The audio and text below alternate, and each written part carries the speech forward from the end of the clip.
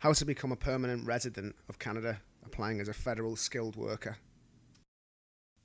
This video deals only with the applications from inside of Canada from the point of view of a UK citizen. Little tip, this is a long, convoluted, annoying, frustrating, stressful process. You need to accept this before you apply. Try not to complain about it to anybody else. That's not what Canadians do. There aren't any telephone lines that help, and there's no officials that can fast track your application. There's plenty of lawyers, though, who will take your money and promise a lot, but give you absolutely nothing in return. The process involves two separate applications. The first to Nova Scotia, the second to London, England. Little tip, apply as soon as you get into Canada. Everybody wants to emigrate over here, and the waiting list is getting longer and longer. Download and print the application form. Mail the application form to Nova Scotia.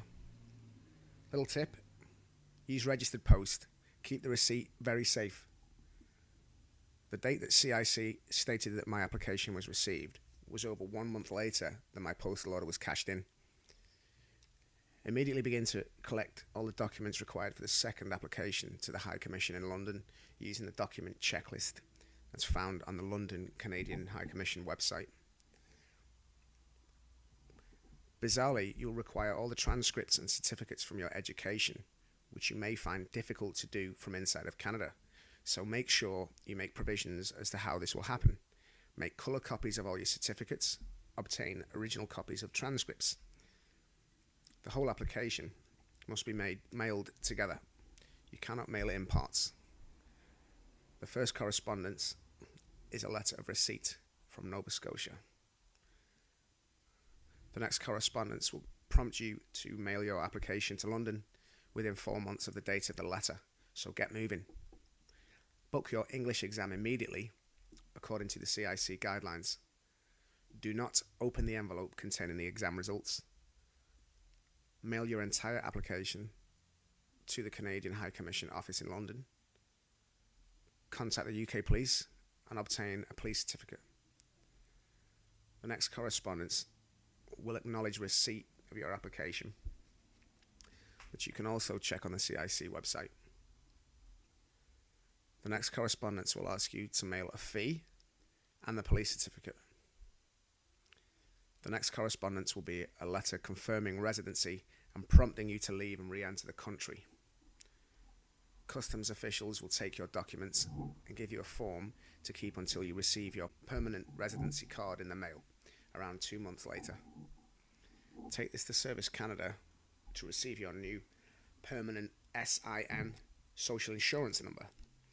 Take this to your employer.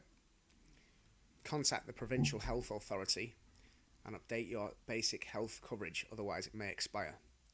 Little tip, you don't have implied status, i.e. the right to remain in Canada at any point before you obtain your right of permanent residence. This only applies to those applying as a common law spouse. So renew your labour market opinion and work permit in good time. I would suggest around 6 months before they are about to expire.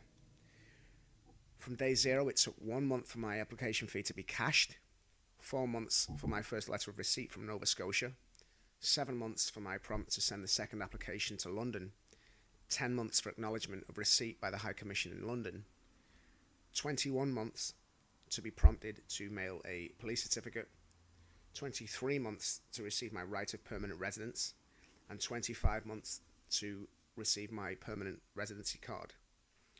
Note, the permanent residency card expires after 5 years.